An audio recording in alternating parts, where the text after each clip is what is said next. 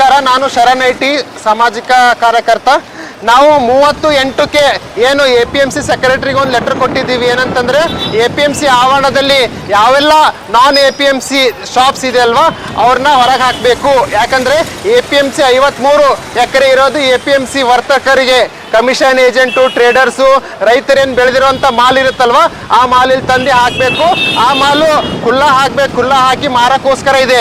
ಅದೆಲ್ಲ ಬಿಟ್ಟು ಈ ನಾನ್ APMC ಏನು 105 ಶಾಪ್ ಆಗಿದೆ, ಅದರಲ್ಲಿ ಟೈರ್ ಶಾಪ್ ಇದೆ, ಟ್ರಾನ್ಸ್ಪೋರ್ಟ್ ಇದೆ, ಮತ್ತು ಅದರ್ಸ್ ಪೈಪ್ ಅಂಗಡಿ ಇದೆ, FMCG ಡಿಸ್ಟ್ರಿಬ್ಯೂಟರ್ಸ್ ಇದೆ, ಆಟೋಮೊಬೈಲ್ ಇದೆ, ಇದು ಬ್ಯಾಟ್ರಿ ದುಕಾನ್ ಇದೆ. ಈ ಥರ ಸುಮಾರು 105 ದುಕಾನ್ಗಳು ಇವತ್ತಿನ ದಿವಸ ಏನು ನಾವು 38ಕ್ಕೆ ಮೆಮೊರಾಂಡಮ್ ಕೊಟ್ಟಿದ್ದೀವಿ.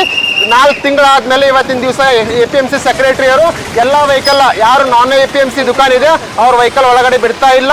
ಓನ್ಲಿ APMC ರಿಲೇಟೆಡ್ ಏನು ಅಕ್ಕಿ, ಜೋಳ, ತೊಗರಿ, ಕಡ್ಲಿ ಮತ್ತು ಕುರಿಗಳಿರ್ಬೋದು, ಆಕಳಿರ್ಬೋದು, ಇವೆಲ್ಲ ವ್ಯಾಪಾರಸ್ಥರಿಗೆ ಮಾತ್ರ ಒಳಗಡೆ ಅವಕಾಶ ಮಾಡಿಕೊಡ್ತಾ ಇದ್ದಾರೆ.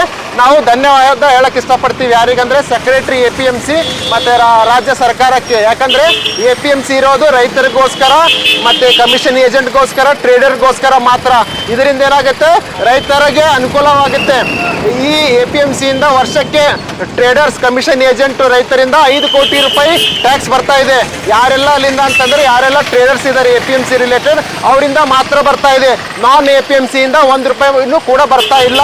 ಅದಕ್ಕೋಸ್ಕರ ನಾನ್ APMC ಅವರನ್ನು ಕಂಟಿನ್ಯೂ ಮಾಡಬಾರ್ದಂತ ನಮ್ಮದು ಡಿಮಾಂಡ್ ಇತ್ತು. ಇವತ್ತು ಆ ಡಿಮಾಂಡ್ ಫುಲ್ಫಿಲ್ ಆಗಿದೆ.